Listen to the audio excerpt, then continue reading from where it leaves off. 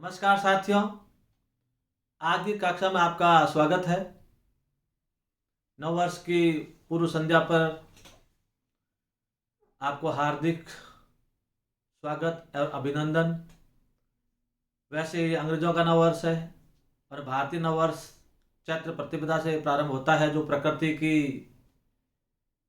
खुशबू, प्रकृति की हरियाली, प्रकृति की लहर, प्रकृति की सुगंध बताई देती है। फिर भी एक परंपरा है, तो उस परंपरा के अंतर्गत आपको अंग्रेजी नव वर्ष की शुभकामनाएं।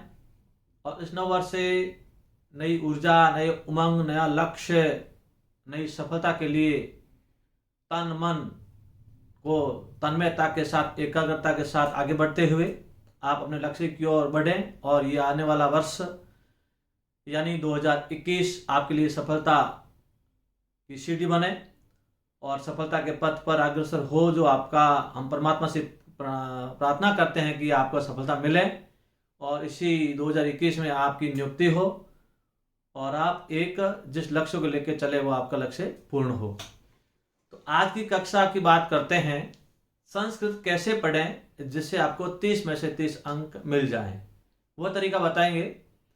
विद्यार्थियों के फोन आते हैं, मिलते हैं, मैसेज आते हैं, पढ़ते हैं, तब एक ही बात सामने निकल के आई कि सर हमने कोर्स तो बहुत सारे खरीद रखे हैं। किसी ने एक कोचिंग के, किसी ने 2 गए, किसी ने बहुत सारे कोचिंग के कोर्स खरीद रखे हैं, निःशुल्क वीडियो भी देख रहे हैं, लेकिन समस्या यहाँ आ रही है कि हम कहाँ से शुरू करें, कहाँ खत्म करें, कौन सी कक्षा पहले लें, कौन सी बाद में लें।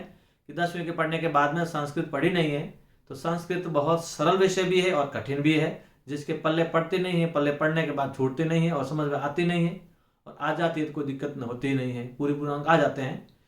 ये कम समय के अंदर आप अच्छे अंक ला सकते हैं। तो आज बात करूंगा कि संस्कृत को कैसे पढ़ें, किस प्रकार से आप पूरे अंक ला सकें। चलते हैं। तो सबसे पहले संस्कृत के पूरे पाठ्यक्रम को, ये रीड के पाठ्यक्रम की बात बता रहा हूं, और आपकी द्वितीय भाषा संस्कृत जो ले रहे हैं उनके लिए प्रथम भी ले सकते हैं, लेकिन जहां तक द्वितीय भाषा संस्कृत आपकी ठीक रहेगी। और द्वितीय भाषा में आपके पूरे पाठ्यक्रम को 3 हिस्सों में बांट लें। पहले सबसे पहले 3 चरणों में बांट लें, और 3 चरणों में बांट के किस प्रकार से पढ़े, यानी संस्कृत कैसे पढ़ें। टॉपिक है संस्कृत कैसे पढ़ें जिसे आप पूरे अंक ला सके। अब यहां पे इस प्रश्नवाचक चिन्ह को हटाना आपको 3 चरणों में बांटना है। पहला चरण आपका रहेगा, सबसे पहले आप इसको अनुवाद से शुरुआत करें, यानी जब आपको अनुवाद आएगा ही नहीं तो आप संस्कृत कितने भी रट लोगे, लेकिन पूरे अंक लाने के लिए सबसे पहले आप अनुवाद पढ़ें। अनुवाद आपको कैसे, यानी हिंदी से संस्कृत, हिंदी से संस्कृत और संस्कृत से हिंदी, संस्कृत से हिंदी, ये अनुवाद आपको सबसे पहले पाठ्यक्रम को शुरू करने से पहले इनको पढ़ें। इनको कैसे पढ़ना, इनको सबसे पहले आपको मैं 4 वीडियो दे चुका हूं। पहले कर्ता है, उसके बाद में क्रिया है। सबसे पहले कर्ता और क्रिया को आप जोड़ना सीखें। कर्ता में आपके या तो संज्ञा शब्द होता है या सर्वनाम शब्द होता है। क्रिया से अर्थात आपका धातु रूप है, इनको जोड़ना सीखें, कौन सा सर्वनाम कौन से पुरुष के साथ प्रकट होता है। उसके बाद में आप बीच में कर्म जोड़ें। कर्म के बाद में आप जो भी आपके जैसे प्रत्यय है, उपसर्ग है, कारक है, विभक्तियां हैं, ये अपने आप अव्यय है, ये जोड़ते रहेंगे। इनको आप सबसे पहले आप ये अनुवाद प्रकरण को सीखें, और अनुवाद के बाद आप क्या सीखोगे, सीधे आप कारक पे आ जाओगे, जो कठिन भी है, लेकिन अनुवाद का तरीका आपने सीख लिया तो उसके बाद आप सीखोगे कारक प्रकरण। ठीक है। कारक प्रकरण में आपकी क्या है कि यहाँ पे कर्ता क्रिया आप सीख जाओगे, तो प्रथमा विभक्ति के बाद द्वितीय तृतीय तक आते ही, तृतीय विभक्ति के बाद आप वाच्य का अभ्यास करें। वाच्य के 3 चरण होते हैं, वाच्य परिवर्तनम,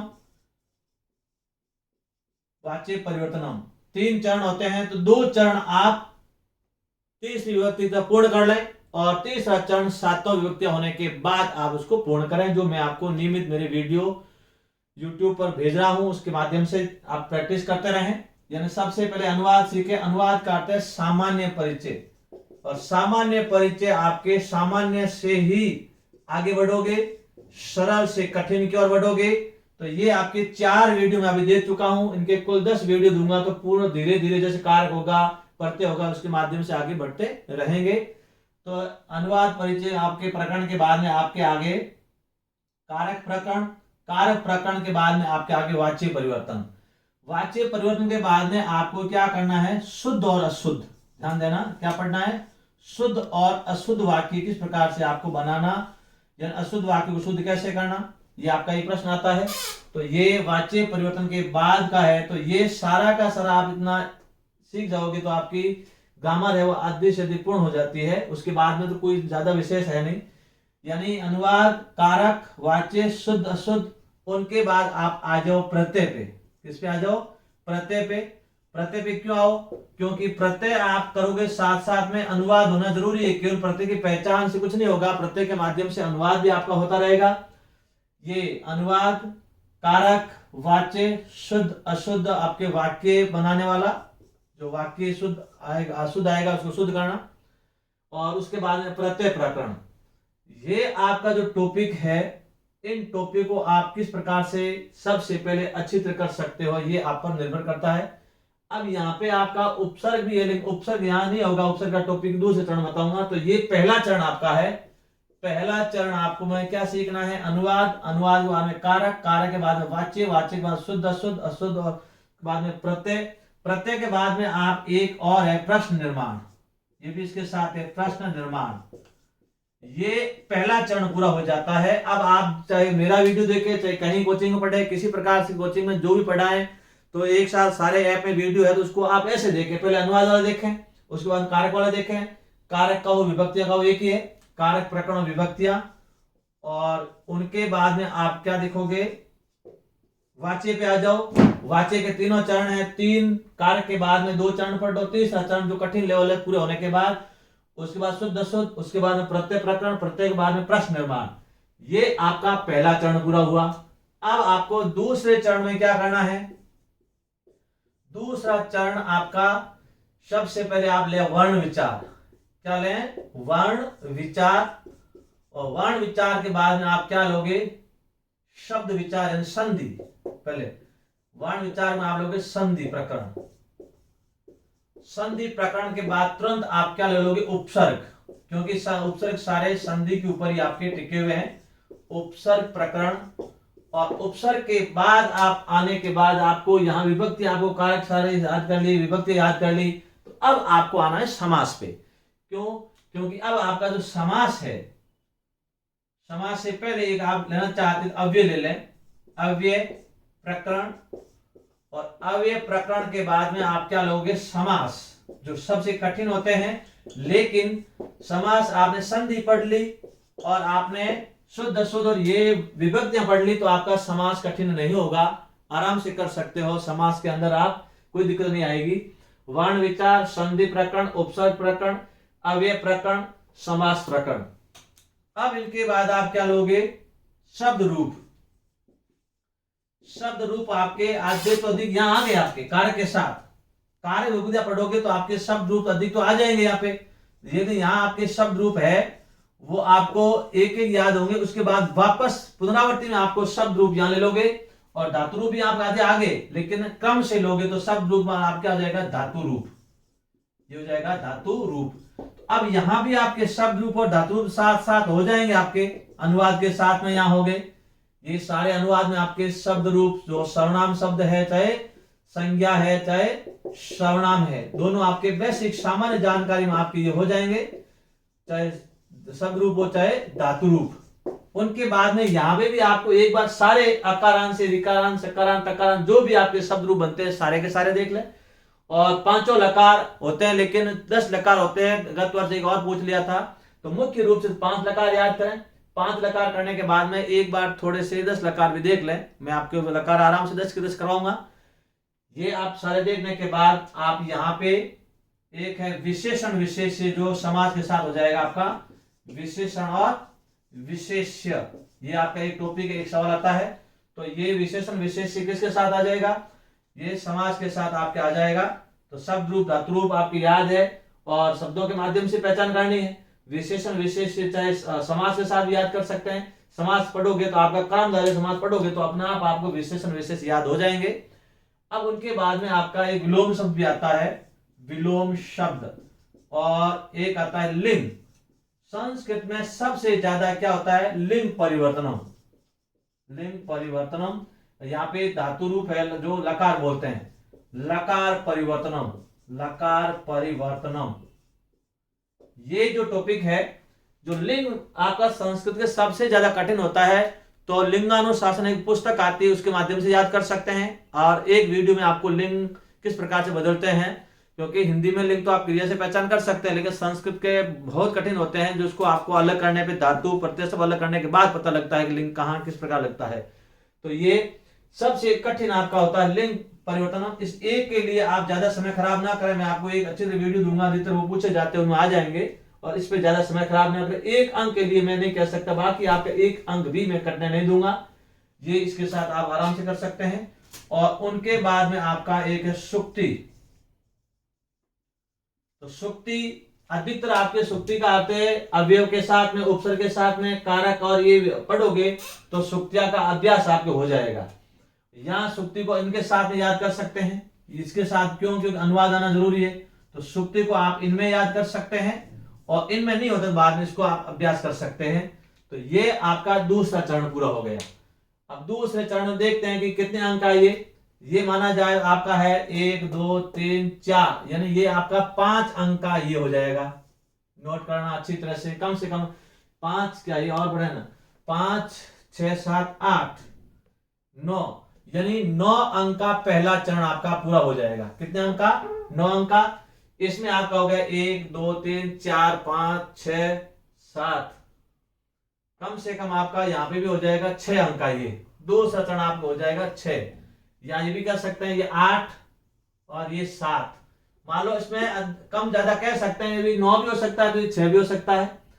और अधिकतर ये आपके 15 अंक का जो इकाई है, 15 से मैंने कभी 16 प्रश्न देखे हैं, तो 15 अंक के लिए दोनों चरण हो गए। तीसरा चरण आपका यहां हो जाएगा, तीसरा चरण जो शिक्षण विधियों का है। विधियों कैसे याद करें, क्रम से याद करें। पहले भाषा को पढ़ें, भाषा के बाद शिक्षण पढ़ें। शिक्षण में आपको वीडियो दे चुका हूं, वो मैंने अभी तो सामान्य जानकारी दी है। शिक्षण में आपके व्याकरण शिक्षण है, गद्य है, पद्य है, नाटक है, एकांकी है, अनुवाद है, रचना है, आपके ये उच्चारण शिक्षण भी है, निबंध है, सारे ये शिक्षण है वो आप क्रम से पढ़ ले एक एक। और यहाँ पे आपके 2-3 प्रश्न पक्के शिक्षण से बनते हैं। शिक्षण के बाद में आप आ जाओगे विधियां।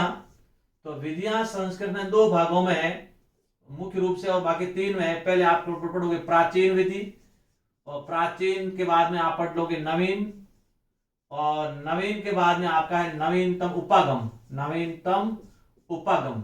ये इन तीनों क्रम से पढ़ोगे। ध्यान देना, पहले भाषा पढ़ोगे, भाषा के बाद में शिक्षण, शिक्षण के बाद में विधियां, विधियां कौन सी, प्राचीन, नवीन और नवीनतम उपागम, ये पढ़ लिए। इनके बाद आप पढ़ोगे सिद्धांत।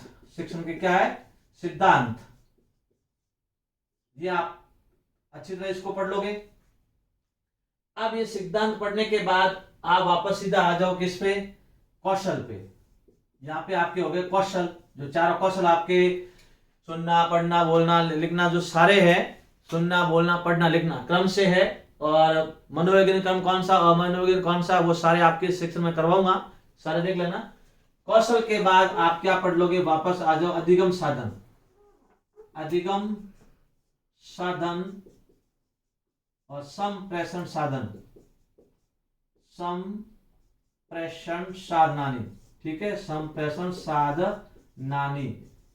ये पढ़ने के बाद आ जाओ पाठ्य पुस्तक पे। ये आपकी है पाठ्य पुस्तक, ये क्रम में ध्यान देना।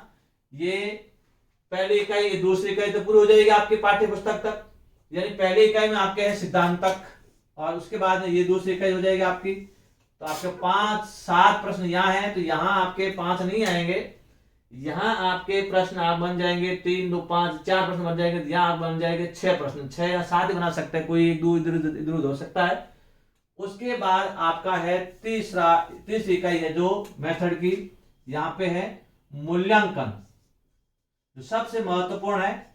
मूल्यांकन आपके सारे सब्जेक्ट में है, हिंदी में है, संस्कृत में है, रीड फर्स्ट लेवल वालों के लिए पर्यावरण में भी है, साइकोलॉजी में भी है, साइंस में भी है। तो सब के अंदर मूल्यांकन, इसको आप अच्छी तरह याद करना है। मूल्यांकन का एक प्रश्न हर एक में आएगा, तो एक एक 5 अंक है, लेकिन कम से कम आपको इनको 10 अंक का मान के चलना है। मूल्यांकन को 10-12 अंक के मूल्यांकन के बाद में आपका हो जाएगा सतत मूल्यांकन, सतत और व्यापक मूल्यांकन, और उनके बाद में आपके आ जाएगा उपचारात्मक शिक्षण, उपचारात्मक शिक्षण।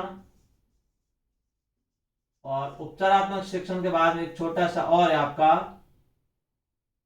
प्रश्न, यानी विविध प्रश्न जो मौखिक है, लिखित है, मौखिक लिखित प्रश्न, ये प्रश्न, ये आपका, ये तो आपके देखिए अब आपका पहला चरण तो हुआ। दूसरा तीसरा महत्वपूर्ण इसलिए है कि तीसरे में आपके ये जो टॉपिक है सब सब्जेक्ट में है, चाहे L1 हो चाहे L2 हो। L2 में है तो हिंदी में भी है, संस्कृत में भी है, और आपके साइकोलॉजी में भी है, और सामाजिक में भी है, और विज्ञान वाले विद्यार्थी विज्ञान में भी है। तो सबसे महत्वपूर्ण टॉपिक आपका ये है, और ये कम से कम आप इसको 10-12 अंक का मान के चलना। एक इकाई में 5-5 अंक का है। इन 5 अंक का उपचारात्मक इसमें है नहीं, बाकी देखने ये सतत मूल्यांकन कह रहा हूं, तो ये आपके 10-12 अंक के मान के चलना हर लेवल में। और अब आपके इनके साथ में हिंदी का फायदा कितना होगा। हिंदी में देखिए आपके अधिकतम 4-5 ये शिक्षण आपका एक जैसा हो जाएगा, वो कोई अंतर नहीं है। थोड़ा बहुत इसको हिंदी में बोला जाए, इसको संस्कृत में बोला जाएगा, तो पहले आप इनको चाहे हिंदी में याद कर सकते हैं चाहे संस्कृत में याद कर सकते हैं। तो ये जो टॉपिक है आपका, आधे से अधिक टॉपिक आपका हिंदी और संस्कृत का कॉमन है। तो 15 और 15 30 अंक का मान के चलना। एक हिंदी में सिर्फ आपके कुछ कौशल है 2-3 वो अलग है, बाकी हिंदी की जो विधियां हैं वो अलग है, बाकी पूरा का पूरा वही है। अब यहाँ भाषा हिंदी की जगह संस्कृत आएगी, थोड़ा सा अंतर है, मैं आपके एक वीडियो दे चुका हूं। शिक्षण में कोई अंतर नहीं है, जो विधियां हैं सेम गद्य की विद्या हिंदी में भी है और संस्कृत में भी है, पद्य हिंदी में भी है, संस्कृत में थोड़ा सा अंतर है, पद्य में कोई अंतर नहीं है। नाटक हिंदी में भी संस्कृत में है, व्याकरण हिंदी में भी संस्कृत में है, अनुवाद है वो केवल आपके हिंदी में नहीं है संस्कृत में है, और रचना नाटक एकांकी ये सारे के सारे हिंदी और संस्कृत में है। तो ये एक विद्या छोड़ के विद्याओं में भी आपके आदि आ जाएगी, आगमन है, निगमन है, व्याख्या है, अधिक विद्या आपकी आदि इसमें आ जाएगी। हिंदी संस्कृत पढ़ लोगे हिंदी में अपने आप आ जाएगी। उपगम है वो उपगम 5 उपगम 2-4 उपगम संस्कृत और हिंदी में भी काम आएंगे। और सिद्धांत है तो हिंदी में भी है और संस्कृत में भी है, वो अनुवाद करना है। कौशल हिंदी में भी है संस्कृत में भी है। अधिगम साधन ये हिंदी संस्कृत सामाजिक विज्ञान साइकोलॉजी पर्यावरण सब के अंदर है। अधिगम साधन संप्रेषण साधनानी पाठ्य पुस्तक हिंदी में भी है और संस्कृत में भी है। मूल्यांकन सबके अंदर है, सतत मूल्यांकन सबके अंदर है। उपचारात्मक शिक्षण हिंदी और संस्कृत दोनों में, बाकी में नहीं है, शायद है तो ये आपका आगे काम आएगा, सवाल पूछा जाता है उनके माध्यम से भी। और मौखिक लिखित प्रश्न केवल संस्कृत में है, हिंदी में नहीं है। तो अब इनमें से आपका जितना हिंदी का जितना संस्कृत का है, ये भी आप आधा से अधिक पढ़ोगे तो आप हिंदी और संस्कृत में कॉमन हो गया। आपके संस्कृत पढ़ लोगे तो इसमें 70% हिंदी आपके साथ कवर हो जाएगी। ये है जो आपका पूरा का पूरा क्या है, अलग है। तो इसलिए इन 3 चरणों में पाठ्यक्रम को बांटें, और बांटने के बाद उसको आप अच्छी तरह से क्रम से याद करें कि मेरे को किस प्रकार से याद करना है। 15 ये हो गए और 15 अंक आपका ये हो गया, यानी 30 अंक संस्कृत है, और 30 में से आप कम से कम 28 तो ला ही सकते हैं। 28 में से 30 कम से कम, मैं बताऊं आप मेरे सारे क्रम से वीडियो देखना। मैं आपको 98 के बाद मेरा अनुभव बताता है कि जब विद्यार्थी सिस्टम से के साथ पढ़ता है, जुड़ जाता है, वो 28 तो पक्के ले आता है। एक अंक मैं इसलिए नहीं कह रहा हूं कि एक अंक के लिए लिंग परिवर्तन होता है, वो भाई घुमा के आता है, उसमें विद्यार्थी कठिन है, उसको गलत कर सकते हैं। और यहाँ आप कर सकते हैं कोई सुक्ति में, सुक्ति भी अभ्यास आपका सही है तो होगा नहीं। 2 अंक के लिए मैं नहीं कह सकता, बाकी कोई भी नंबर संस्कृत नहीं करते हैं। मैं आपको तसल्ली के साथ कहता हूं, और आप मेरे नियमित YouTube की वीडियो देखते रहें, और मैं आपको सारे ये 28 अंक दिलाते रहूंगा। मैं आपके ये वादा तो इतना नहीं कर सकते, मैं आपको वादा करूं आप पढ़ो ही नहीं, तो अभ्यास आपको करना पड़ेगा। मैं 28 तक ले जाऊंगा, 30 में से 30 तक, लेकिन 28 तक तो मैं आपको यदि आपने इस चरणों के माध्यम से पढ़ लिया तो गारंटी के साथ कहता हूं कि आप 28 अंक लाओगे। कोई दुनिया की ताकत नहीं आपको 28 में से रोक सकती है। और यदि इतना आप सही ढंग से पढ़ लोगे तो आपका पढ़ा हुआ है, तो आपका कोई जो कंफ्यूज हो जाओगे तो भी 1-2 अंक का जो तुक्का लगेगा वही भी आपका सही हो जाएगा, लेकिन तो भी मैं आपको 28 अंक तक कहता हूं। और मेरे विद्यार्थी 28 से ज्यादा ही लाते हैं, कम नहीं लाते हैं संस्कृत में। और 29 में आपको हिंदी के साथ दिला देता हूं, कम से कम 29 नंबर हिंदी में, यानी 57-60 में से। और मूल्यांकन आप अच्छी तरह पढ़ लोगे तो ये कम से कम 10 अंक का आपको और अलग हो जाएगा। तो कम से कम मैं आपको बता देता हूं कि 15 संस्कृत, 15 हिंदी मेथड के हो गए, 15 आपकी ग्रामर हो गई, और ये आप 10 अंक के मान के चलो जो मूल्यांकन सब में काम आ जाएगा। 60 और 70 अंक में आपको 150 में से 70 में से आपको 65 और 70 तक ले जाऊंगा। ये मैं आपको तसल्ली के साथ कहता हूं कि मेरा ये सारा सिस्टम के साथ आप पढ़ लोगे तो आप 65 और 70 के बीच आप आराम से नंबर लाओगे। 70 तो लाए हुए के विद्यार्थियों के आप में कल्पना नहीं कर सकते हो। विद्यार्थी पहले 0 पे थे संस्कृत में और उन्होंने क्रम से पढ़े और 1-1.5 महीने के अंदर भी वो टेस्ट होकर अच्छे अंक लाने शुरू कर दिए। मैं आपके 1 फरवरी से बिल्कुल नियमित टेस्ट सीरीज शुरू करूंगा और मैं आपका ये कोर्स जनवरी लास्ट यानी 15 फरवरी तक हम किसी भी हालत में आपका कंप्लीट कर दूंगा, हिंदी और संस्कृत दोनों, ग्रामर और मेथड। और साथ में 20 जनवरी के बाद में आपके लाइव आऊंगा मेरे वीडियो पे। तब तक के लिए आप पीडीएफ के लिए और क्लास के लिए मेरे को प्रेशर ना दें, क्योंकि अब सर्दियों की छुट्टियां हैं। सर्दियों की छुट्टियों में मेरे को ज्यादा वीडियो रिकॉर्ड करने हैं तो उसमें समय भी लग सकता है, नियमित आप वीडियो नहीं भी मिलते हैं तो आप शिकायत ना करें। लेकिन मैं 15 फरवरी तक आपका कोर्स 100% कर लूंगा और ये आपके मार्च तक आपके रिवीजन सहित आपका पूरा एकदम आपको तैयार कर दूंगा। योद्धा की भांति शस्त्र अस्त्र लेके बड़े आप रीट रूपी युद्ध मैदान में जा सकते हैं और पेपर से फाइट कर सकते हैं और आप अच्छे अंक ला सकते हैं। इसी शुभकामनाओं के साथ धन्यवाद। आगे अपन एक हिंदी का वीडियो बनाएंगे, वापस अब टॉपिक वही अपना जो बाकी लेंगे।